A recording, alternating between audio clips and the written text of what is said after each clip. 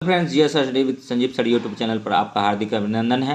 चलिए स्टार्ट करते हैं वीडियो। अष्टाध्यायी पाणिनि का है, मुद्राक्षर विशाखदत्त का है, महाभाष्य पतंजलि का है, कथासरित सागर सोमदेव का है, बृहत कथा मंजरी जो है क्षेमेंद्र का है, अर्थशास्त्र चाणक्य कौटिल्य विष्णुगुप्त का है और नीतिसार जो है कामदंग का है, मालविका मित्रम जो है कालिदास का है, मिष्कतिकम शूद्रक का है, हर्षचरितवान भट्ट का है, रामचरित संध्याकर नंदी का है और पृथ्वीराज रासो चंद्रवरदाई का है और राज तरंगनी जो है कल्हन का है। नेक्स्ट आप देखते हैं। नेक्स्ट जो है इसमें 11 क्वेश्चन है, देखते हैं। बोधिसत्व पद्म पानी का चित्र सर्वाधिक प्रसिद्ध और प्रायचित्रित चित्रकारी है जो अजंता में है। और नेक्स्ट 2 नंबर क्वेश्चन है कि विंध्य क्षेत्र के किस शिलाश्रय से सर्वाधिक मानव कंकाल मिले हैं? तो लेखहिया से मिला है। एक ही कब्र में 3 मानव कंकाल निकले हैं, दमदमा से। इम्पोर्टेंट क्वेश्चन है। और 4 नंबर है हड्डी से निर्मित आभूषण भारत में मध्यपाषाण काल के संदर्भ में कहाँ से प्राप्त हुए हैं? तो महदहा से है। भीमबेटका कहाँ स्थित है? तो अब्दुल्ला गंज रायसेन मध्य प्रदेश में है। और नेक्स्ट जो है भीमबेटका किसके लिए प्रसिद्ध है? तो गुफाओं के लिए शैलचित्र है भीमबेटका। नेक्स्ट जो है 7 नंबर, निम्नलिखित में से किस स्थान पर मानव के साथ कुत्ते को दफनाए जाने का साक्ष्य मिला है? तो बुर्जहोम अति महत्वपूर्ण क्वेश्चन है। नेक्स्ट देखेंगे बुर्जिल्ला दर्रा कहाँ है? तो ये भी जानिए, ठीक है, जम्मू कश्मीर में है। 8 नंबर क्वेश्चन है कि भारत में मानव का सर्वप्रथम साक्ष्य कहाँ मिलता है? तो नर्मदा घाटी में मिलता है। अति महत्वपूर्ण क्वेश्चन था ये। 9 नंबर है भारत पुरातत्व सर्वेक्षण निम्नलिखित विभागों मंत्रालयों में से किसका संलग्न कार्यालय है? तो संस्कृति मंत्रालय का है। और 10 नंबर क्वेश्चन है निम्नलिखित में से सिक्कों को चालकोलिथिक युग भी कहा जाता है? तो ताम्रपाषाण युग को। और 12 नंबर क्वेश्चन है निम्नलिखित में से कौन सा वेद गद और पद दोनों रचित हैं? तो यजुर्वेद हैं। और 11 नंबर है कि भारतीय उपमहाद्वीप में कृषि के प्राचीनतम साक्ष्य प्राप्त हुए हैं? तो मेहरगढ़ से हुए हैं। तो अब नेक्स्ट जो है सिंधु सभ्यता का जो है क्वेश्चन लाते हैं, तो बने रहिए। उससे पहले थोड़ा सा जो है, ठीक है, देख लेते हैं कहाँ से क्या मिला। इंपॉर्टेंट चीज़ है, यहाँ पर थोड़ा थोड़ा करेंगे, पूरा नहीं पढ़ेंगे। हड़प्पा जो है कब्रिस्तान R37 पूछा जाता है कि R37 क्या है? तो यह एक कब्रिस्तान है। कहाँ से मिला है? तो हड़प्पा से मिला है, ठीक है। मोहनजोदड़ो से बृहद स्नानागार मिला है। मातृ देवी की मूर्ति मिली है। कांस की नर्तकी मूर्ति मिली है। घोड़े के दांत मिले हैं और मिट्टी का तराजू मिले हैं और सबसे बड़ी ईंट का साक्ष्य मिला है। अब नेक्स्ट देखते हैं कि चुहंदरों से क्या मिला है? तो लिपस्टिक मिला है। पूछा जाता है कि लिपस्टिक की डंडी और लिपस्टिक कहाँ से मिला है? तो चुहंदरों से मिला है। जुते हुए खेत के साक्ष्य कहाँ से मिले हैं? कालीबंगा से मिला है, ठीक है। उसके बाद फिर देखिए लोथल पर आते हैं कि धान चावल जो है धान की भूसी और मनका उद्योग और तांबे का कुत्ता और छोटा दिशा मापक यंत्र कहाँ से मिला है? तो ये लोथल से मिला है। और सुरकोतदा जो है घोड़े की अस्थियां एवं एक विशेष प्रकार का कब्रगाह आदि मिले हैं यहाँ से। उसके बाद बनावली से क्या मिला? हल्की आकृति वाले मिट्टी के खिलौने, जौ, तांबे के वनाग्र आदि मिले हैं। तो अब देखिए यहाँ से क्वेश्चन यहाँ से भी आता है कि हड़प्पा किस नदी तट पर था? तो रावी नदी तट पर था। मोहनजोदड़ो किस नदी पर था? सिंधु नदी पर था। चुहंदरो सिंधु नदी पर था। कालीबंगा घग्गर पे था। कोटदीज सिंधु पर था। रंगपुर मादर भादर पर था। और रोपर जो है सतलज पर था। लोथल भोगवा पर था। और आलमगीरपुर हिंडन पर था। और सुत कांगेडोर जो है दासक नदी पर था। बनवाली जो है सरस्वती नदी पर था।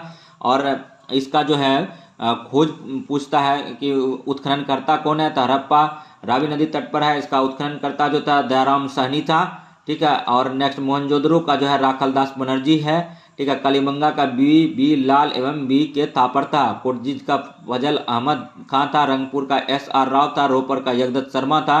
लोथल का SR राव था। और आलमगीरपुर का खोज यज्ञदत्त शर्मा था। सुतकांगेडोर का जो है खोज ऑरेन स्टेइन है। और बनावली का RS बिष्ट है। धौलावीरा का JP जोशी है और RS बिष्ट है।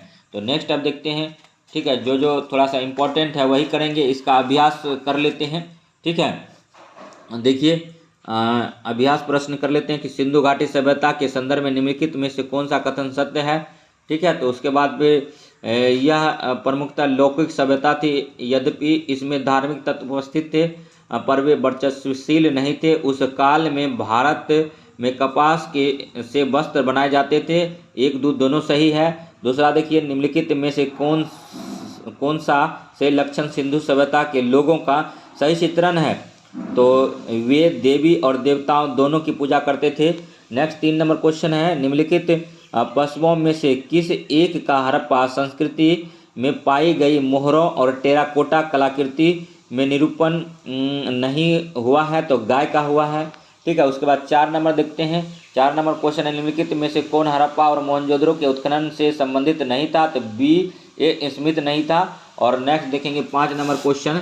5 नंबर क्वेश्चन, निम्नलिखित में से कौन सा एक हड़प्पा का बंदरगाह था। लोथल था। और 6 नंबर देखेंगे, वह हड़प्पाकालीन नगर जिसका प्रतिनिधित्व लोथल का पुरातत्व स्थल करता था किस नदी पर स्थित था। तो भोगवा पर था। और 7 नंबर क्वेश्चन, एक उन्नत जल प्रबंधन व्यवस्था का साक्ष्य कहाँ से प्राप्त हुआ। धौलावीरा से हुआ। अति महत्वपूर्ण क्वेश्चन है, धौलावीरा से हुआ है। और 8वां नंबर है, स्थापित सिंधु घाटी सभ्यता जिन नदियों के तट पर बसी थी वे कौन सी थी। तो सिंधु झेलम चेनाब था। और सिंधु घाटी सभ्यता गैर आर्य थी क्योंकि वह नगरीय सभ्यता थी। तो वीडियो कैसा लगा। और नेक्स्ट जो है थोड़ा सा देख लेते हैं कि यहाँ जो है क्वेश्चन अति महत्वपूर्ण है। ये वैदिक सभ्यता आ गए। ठीक है, देखिए आर्यों का मूल निवास स्थान के बारे में भिन्न भिन्न विद्वानों का भिन्न भिन्न है। जैसे कि प्रोफेसर मैक्स मुलर ने बोला कि आर्य जो है मध्य एशिया बैक्टीरिया से आए हैं। बाल गंगाधर तिलक बोला उत्तरी ध्रुव से आए हैं। डॉक्टर अविनाश चंद्र दास बोला सप्त सैंधव प्रदेश से आए हैं। दयानंद सरस्वती बोला तिब्बत से आए हैं। दयानंद सरस्वती जो है ये पूछा जाता है, बोला कि आर्य कहाँ से आया। तो तिब्बत से आया। बाल गंगाधर तिलक बोला था उत्तरी ध्रुव से आया।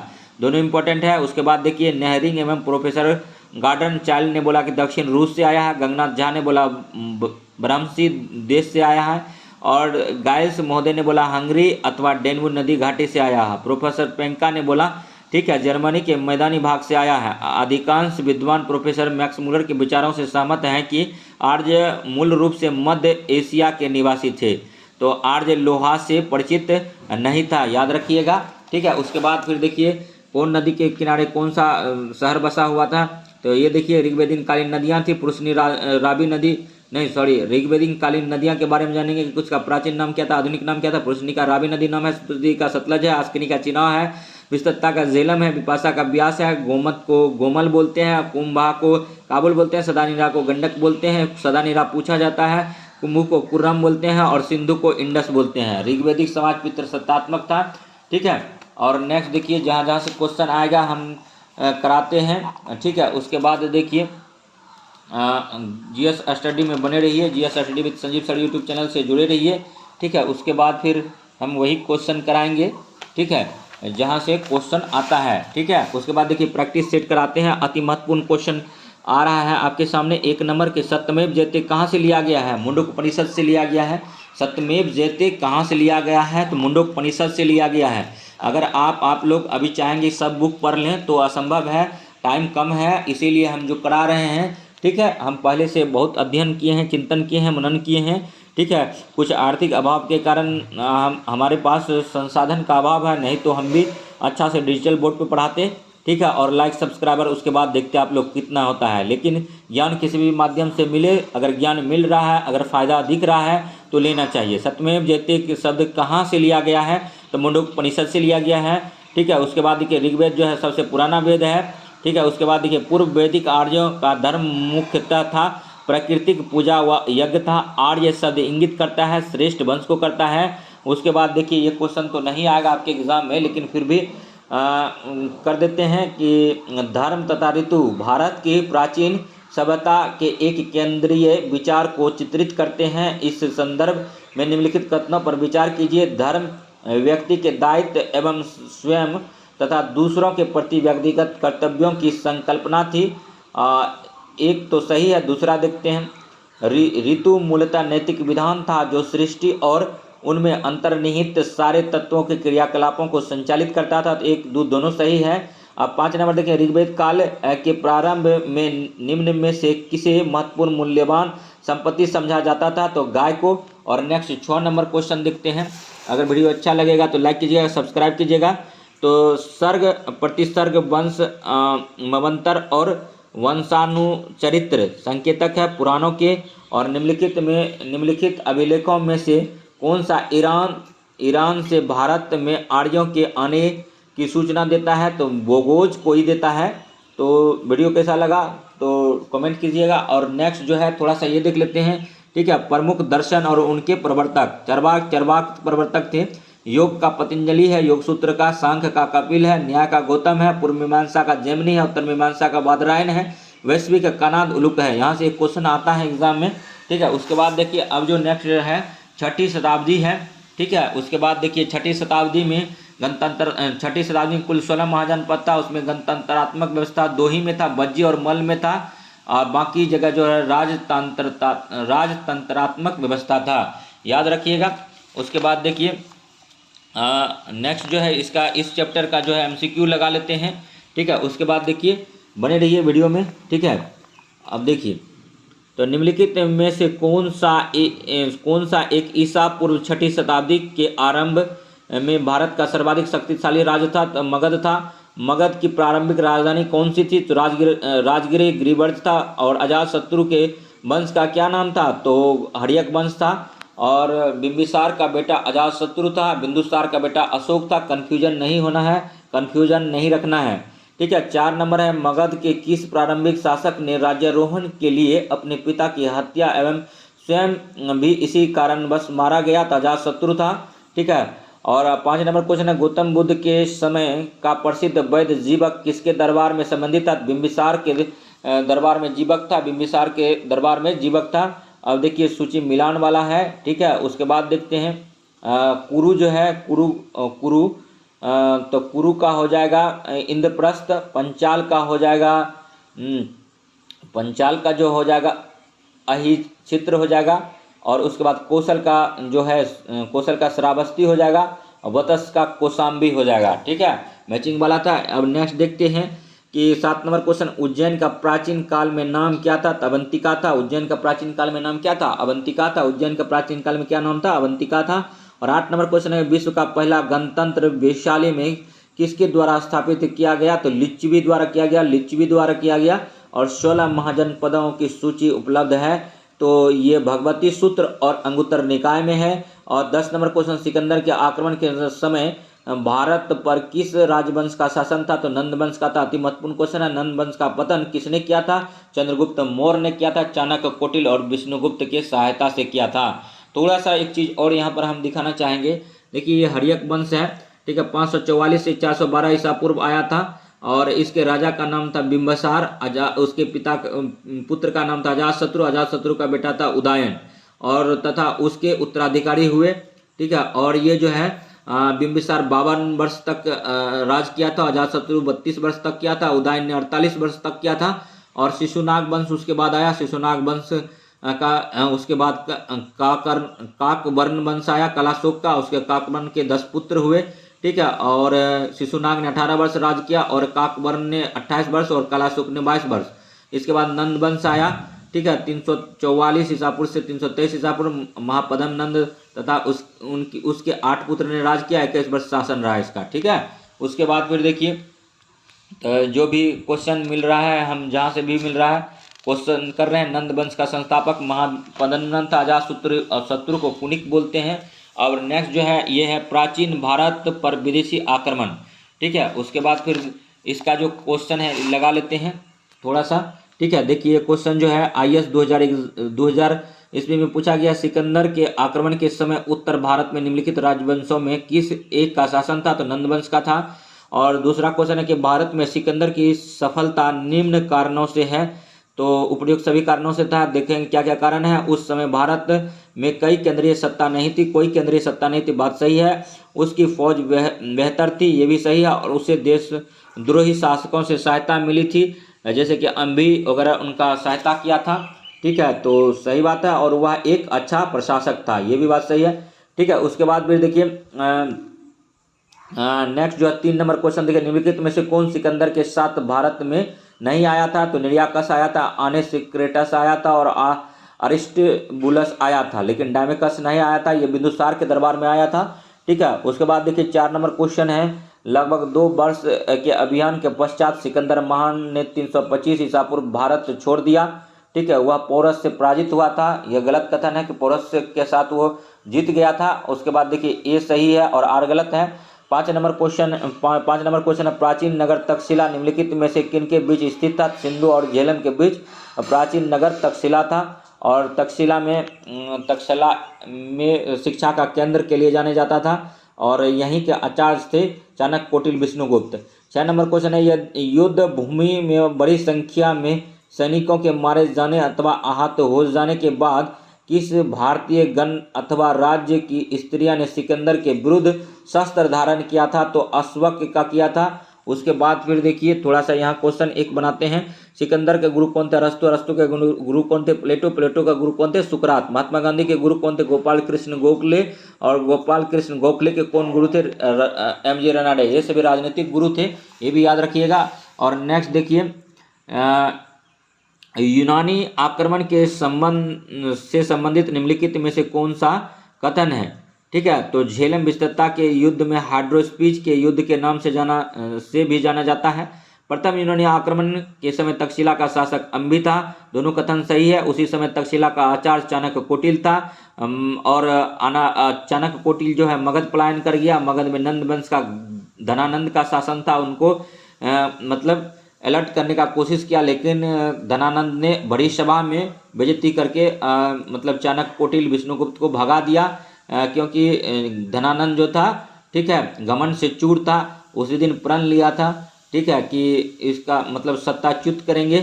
उसके बाद फिर अपने शिष्य चंद्रगुप्त मौर्य को, ठीक है, पढ़ाया। उसके बाद फिर उसको वो सारा संस्कार दिया जो कि एक राजा को हराने के लिए, ठीक है, कूट कूट कर भरा गया। और लास्ट में उसका परिणाम निकला कि घनानंद को हटाया गया और घनानंद की जान भी गई और चंद्रगुप्त मौर्य सत्ता पर आसीन हुए। ठीक है, उन्हीं का प्रधानमंत्री चाणक्य, कौटिल्य, विष्णुगुप्त बना। ठीक है, तो उसके बाद देखिए 8 नंबर क्वेश्चन है, ठीक है, कि सिकंदर विजित प्रदेशों को अपने सेनापति निरियाकस को सौंपकर भारत से लौट गया। दूसरा है, ठीक है, निरियाकस सिकंदर का जल सेनापति था, तो दूसरा सही है। निरियाकस जो है सिकंदर का जल सेनापति था और सिकंदर के गुरु थे, तो अरस्तु सिकंदर के गुरु थे। 10 नंबर क्वेश्चन है कि भारतीयों ने यूनानियों के छत्र प्रणाली और मुद्रा निर्माण की कला को ग्रहण किया। यही सही है। तो नेक्स्ट अब देखिए, प्राचीन भारत में धार्मिक आंदोलन पर आ गए हैं और देखते हैं कि इसमें क्या क्या क्वेश्चन बनता है। इसका MCQ लगाते हैं। ठीक है, उसके बाद फिर थोड़ा सा जो है थोड़ा जो है ये भी पढ़ना जरूरी है। ठीक है, तो थोड़ा सा देख लेते हैं। महावीर स्वामी का जीवन परिचय देख लेते हैं। जन्म इसका 599 ईसा पूर्व 540 ईसा पूर्व कुंडग्राम वैशाली बिहार में हुआ था। तो पूछे महावीर स्वामी का जन्म कहाँ हुआ था? कुंडग्राम वैशाली में हुआ था। पिता का नाम सिद्धार्थ था, जो बज्जी संघ यात्रक कुल के प्रधान थे। माता त्रिशला थी, लिच्छवी शासक चेतक की बहन थी और पत्नी यशोदा थी और कुंडीय गोत्र की कन्या थी और पुत्री प्रियदर्शना थी और उन्नेजा इसी का नाम है और दामाद का नाम जामिल था इसका। और गृह त्याग 30 वर्ष की आयु में बड़े भाई नंदी वर्धन से आज्ञा से गृह त्याग किया और शिष्य मखली घोषाल था, आजीविक संप्रदाय के संपादक थे, संस्थापक थे और ज्ञान प्राप्ति को केवल कहा गया। 12 वर्ष की तपस्या के पश्चात 42 वर्ष की आयु में जंबिक ग्राम में रिजुपालिका नदी के तट पर साल वृक्ष के नीचे इसे ज्ञान की प्राप्त हुआ था। तो नदी पूछे तो रिजुपालिका नदी और वृक्ष पूछे तो साल वृक्ष के नीचे हुआ था। और निर्माण जो हुआ, इसका मृत्यु जो हुआ 527 ईसा पूर्व में 668 ईसा पूर्व भी दिया जाता है। पावापुरी वर्तमान राजगीर के समीप है। मल्ल राजा सुस्तपाल के यहाँ हुआ था। तो इसने जो है जैन धर्म की प्रमुख शिक्षाएं दी। 5 महावत्र अनुवर्त हैं। अहिंसा, जीव की हिंसा, हत्या न करना, सत्य मतलब सदा सत्य बोलना, अपरिग्रह, संपत्ति इकट्ठा न करना, आस्ते चोरी न करना, ब्रह्मचर्य, इंद्रिय को बस में करना। नोट, इन 5 व्रतों में ऊपर के 4 जो हैं पार्श्वनाथ तैस्वे तिलकत जो थे उन्होंने दिया था और जबकि 5वां व्रत महाव्रत ब्रह्मचर्य जो है महावीर ने जोड़ा था। तो नेक्स्ट अब देखते हैं कि क्या क्या इम्पोर्टेंट है। अगर पढ़ेंगे तो सारा इम्पोर्टेंट ही लगेगा, लेकिन उतना नहीं पढ़ना है और हमको लगता है इतना में काम हो जाएगा। जैन साहित्य अर्धमागधी भाषा में लिखा था, बाद में वो उसका भाषा जो है, ठीक है, उसके बाद प्राकृत हो गया था। बौद्ध की भाषा पाली थी, उसको भी आगे देखेंगे। जैन धर्म में तीर्थकर और उनके प्रतीक देखिए, पहला तीर्थकर ऋषभदेव आदिनाथ हुआ, वृषभ था इसका प्रतीक, अजितनाथ का गज था, संभवनाथ का अश्व था, अभिनंदन नाथ का कपि था और सुमित नाथ का क्रौंच था और पदम प्रभु का पदम था और सुपर्शनाथ का जो है स्वास्तिक था और चंद्र प्रभु का जो है चंद्र है, सुविधि नाथ का जो है मकर है, शीतलनाथ का श्रीवत्स है और श्रेयांश नाथ का जो है गेंडा है और विश्वपूज्य का जो है मर्सी है। अब नेक्स्ट देखेंगे, विमलनाथ का बड़ा है, अनंतनाथ का सियन है और धर्मनाथ का वज्र है, शांतिनाथ का मृग है, कुथुनाथ का अज है, अरनाथ का मीन है, मल्लीनाथ का कलश है, मनुव्रत का जो है कुर्म है, नेमिनाथ का नीलोत्पल है और इनेष्टमी का शंख है, पासारनाथ का सर्फन है, सांप है और महावीर का सिंह था। लास्ट का जो था, जैन धर्म में 18 पापों की कल्पना की गई है। जैन धर्म में 18 पापों की कल्पना की गई है और केवल का मतलब होता है सर्वोच्च ज्ञानी, ये भी याद रखिएगा। केवल का मतलब होता है जिन विजेता, ये भी याद रखिएगा। और यहाँ से एक क्वेश्चन पूछा जाता है दोस्तों, ठीक है, कि प्रथम 322 ईसा पूर्व में प्रथम सम्मेलन हुआ था। कुछ स्रोतों से 300 ईसा पूर्व लिखा जाता है, जैसे पाटलिपुत्र बिहार में हुआ था। इसका अध्यक्ष जो था स्थलबुद्र था। इसमें बिखरे हुए लुप्त ग्रंथों का संचयन, 12 अंगों का संकलन, जैन धर्म का 2 संप्रदाय में विभाजन हो गया था इसी टाइम, श्वेतांबर और दिगंबर। श्वेतांबर श्वेत वस्त्र धारण करते थे, दिगंबर नग्न रहते थे, चारों दिशाओं को ही अपना वस्त्र मानते थे, ठीक है। उसके बाद द्वितीय जो है 513 या 526 ईसा पूर्व में हुआ था, वल्लभी गुजरात में हुआ था। इसका अध्यक्ष द्वारा देवहरदी शर्मा सरवन था और कुल 11 अंगों को लिपिबद्ध किया गया था। तो नेक्स्ट जो है देखते हैं, ठीक है। उसके बाद फिर देखिए जैन, अब जो है थोड़ा सा बौद्ध धर्म के बारे में देख लेते हैं। बौद्ध धर्म में देखिए, भगवान बुद्ध का जन्म जो है 563 ईसा पूर्व हुआ था। जन्मस्थान लुम्बिनी नेपाल में हुआ था। बचपन का नाम सिद्धार्थ था। गोत्रीय अभिधान गौतम था और पिता का नाम सुशोधन कपिल्य वस्तु के शाक गण के प्रधान थे। माता का नाम माया देवी अथवा महामाया था। कोलिय गणराज की कन्या थी। पालन पोषण मौसी प्रजापति गौतमी द्वारा हुआ। सौतेली माँ यही थी और पत्नी का नाम यशोधरा था। अन्य नाम गोपा बिंबा भद्रकच्छा था। उसके बाद फिर देखिए, पुत्र का नाम जो है राहुल है। घोड़े का नाम कंतक है। सारथी का नाम चान है और मृत्यु 483 ईसा पूर्व मल्लों की राजधानी कुशीनगर में हुआ, ठीक है। उसके बाद फिर 16 वर्ष की अवस्था में सिद्धार्थ का विवाह शाक कुल की कन्या यशोधरा से हुआ था। उसके बाद देखिए घटना जानिए, और पढ़ने का तो पढ़ते जाएंगे, समय बहुत कम है। जन्म इसका जो हुआ, इसका प्रतीक चिन्ह था कमल व साठ था। गृह त्याग घोड़ा था। ज्ञान जो है पीपल बोधि वृक्ष था। निर्वाण पद चिन्ह था और मृत्यु महानिपान परिनिर्माण स्तूप था। सिद्धार्थ ने 29 वर्ष की अवस्था में गृह त्याग किया था। उसी को महावीर निष्क्रमण कहा गया, ठीक है। उसके बाद फिर देखिए नेक्स्ट जो है थोड़ा सा देखते हैं, ठीक है। और यहाँ से क्वेश्चन तो आता है, इसको भी देख लेंगे।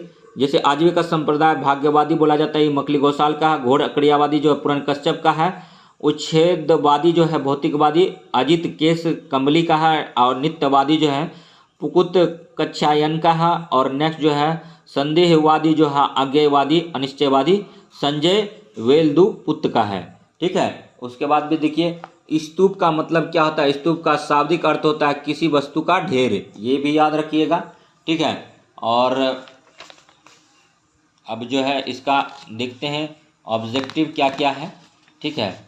उसके बाद फिर तो इसमें जो ऑब्जेक्टिव है इसको अब हम करेंगे, ठीक है। तो वीडियो में बने रहिए, ठीक है। और देखिए, तो भारत के धार्मिक इतिहास के संदर्भ में निम्नलिखित कथनों पर विचार कीजिए, ठीक है। तो इसका 2 कथन सत्य है। सर्वस्तिवादियों की मान्यता थी कि दुर्गवस्य फिनोमिना के अवयव पूर्णतः क्षणिक नहीं है, अपितु अव्यक्त रूप से सदैव विद्यमान रहते हैं। केवल 2 सत्य है, लेकिन ये आएगा नहीं। IAS 2017 में आया था, इसीलिए करवा दिए। तो ये सब क्वेश्चन थोड़ा सा क्लिष्ट है, ये सब तो यहाँ नहीं आएगा। लेकिन हाँ, ये देखिए एक क्वेश्चन आ सकता है। महान धार्मिक घटना महामस्तकाभिषेक निम्नलिखित में से किससे संबंधित है और किसके लिए की जाती है। तो बाहुबली के लिए किया जाता है। उसके बाद बुद्ध ने अपना प्रथम उपदेश कहाँ दिया था। अति महत्वपूर्ण क्वेश्चन है। सारनाथ में दिया था। बुद्ध ने अपना प्रथम उपदेश कहाँ दिया था? तो सारनाथ में दिया था। और सर्वाधिक उपदेश कहाँ दिया था? श्रावस्ती में दिया था, याद रखिएगा। ठीक है, उसके बाद देखिए नेक्स्ट जो क्वेश्चन है कि महात्मा बुद्ध ने अपना पहला उपदेश धर्म चक्र परिवर्तन किस स्थान पर दिया था? तो सारनाथ ने जो पहला उपदेश दिया था उसी को धर्म चक्र परिवर्तन बोलते हैं। ठीक है, उसके बाद देखिए नैनार कौन थे? तो शिव धर्मानुयायी थे। नैनार कौन थे? तो शिव धर्मानुयायी थे। और उसके बाद फिर पूछा जाता है अलवार कौन थे? तो वैष्णव धर्मानुयायी थे। ठीक है, अलवार और नैनार जान गए। ठीक है, और इनका संबंध दक्षिण भारत से था और भागवत धर्म से संबंधित प्राचीन अभिलेखीय साक्ष्य है होलिडियोरेस का बेसन नगर अभिलेख। अब देखिए जैन धर्म पावापुरी से संबंध है, हिंदू धर्म का वाराणसी से, इस्लाम धर्म का मदीना से है और ईसाई धर्म का वेटिकन से है। तो उसके बाद देखिए अब मौर्य साम्राज्य आ गया। ठीक है, उसके बाद फिर वीडियो कैसा लग रहा है लाइक कीजिएगा, सब्सक्राइब कीजिएगा और कमेंट कीजिएगा। ठीक है, और थोड़ा सा हम करा देते हैं ये भी क्वेश्चन। ठीक है, उसके बाद फिर जैसे देखिए सम्राट अशोक के राजा देशों का सबसे पहले विकुटन डिसाइफर किसने किया था? तो जेम्स प्रिसेप ने किया था। ठीक है, उसके बाद फिर जो क्वेश्चन इंपॉर्टेंट है वही कराएंगे। ठीक है, उसके बाद देखिए कलिंग युद्ध का विवरण हमें ज्ञात होता है 13वें अशोक के 13वें शिलालेख द्वारा। 261 ईसा पूर्व कलिंग आक्रमण किया था, 99 भाइयों का हत्या करके गद्दी हत्या था अशोक ने। ठीक है, उसके बाद देखिए इंडिका का लेखक कौन है? तो मेगास्थनीज है। ठीक है, अशोक के निम्नलिखित अभिलेखों में से किसमें दक्षिण भारतीय राज्यों का उल्लेख हुआ है? तो द्वितीय मुख्य शिलालेख। ठीक है, अशोक के 14 शिलालेख थे। ठीक है, उसके बाद फिर देखिए नेक्स्ट क्वेश्चन देखते हैं। ठीक है, उसके बाद फिर देखिए यहाँ पर क्वेश्चन है 9 नंबर क्वेश्चन देखिए मौर्य काल में टैक्स को छुपाने चोरी के लिए इनमें से क्या दंड दिया जाता था? तो मृत्युदंड दिया जाता था। उसके बाद फिर यहाँ पर तो कोई इंपॉर्टेंट नहीं लग रहा उस टाइप का। ठीक है, उसके बाद देखिए क्योंकि पहली बार बीपीएससी एग्ज़ाम ले रहा तो वन लाइनर ही रहेगा क्वेश्चन, तो वन लाइनर में ठीक है यूपीएससी का लेवल का स्टैंडर्ड का क्वेश्चन तो नहीं घुसाएगा। ठीक है, लेकिन सीधे सीधे वन लाइनर फॉर्म में जो आएगा उनको ले सकता है। तो जब राजा दरबार में बैठा हो तो उसे प्रजा से बाहर प्रतीक्षा नहीं करवानी चाहिए, ये चाणक्य का कहना था। प्रजा के सुख में राजा का सुख निहित है और प्रजा के हित में उसका हित, यह कथन किसका है? तो चाणक्य कोटिल विष्णुगुप्त का था। तो अब ये सब चीज़ें था। उसके बाद फिर देखते हैं देखिए थोड़ा सा नंद वंश का संस्थापक महापद्म नंद था, लास्ट का शासक धनानंद था। मौर्य वंश का संस्थापक चंद्रगुप्त मौर्य था और मालगामी निमित्रम का लेखक कालिदास है। महाभाष का पतंजलि है। शुंग वंश पुष्यमुत्र शुंग के द्वारा स्थापना किया गया था और पुष्यमुत्र शुंग जो है ब्राह्मण थे। ठीक है, हर्षचरित बनभट्ट का अंतिम मौर्य शासक जो है बृहदत्त था। ठीक है, तो कैसा लगा वीडियो लाइक कीजिएगा, सब्सक्राइब कीजिएगा। नेक्स्ट जो है मौर्य काल से क्वेश्चन आएगा, मौर्योत्तर काल से अगर कहिएगा तो पोस्ट मौर्यन पीरियड पढ़ाएंगे। अगर अच्छा फीडबैक मिला तो, नहीं तो कोई बात नहीं। नेक्स्ट वीडियो पाने के लिए हमारे GS study with Sanjeev sir YouTube channel से बने रहिए। तो मिलते हैं नेक्स्ट वीडियो में, तब तक धन्यवाद। जय हिंद, जय भारत।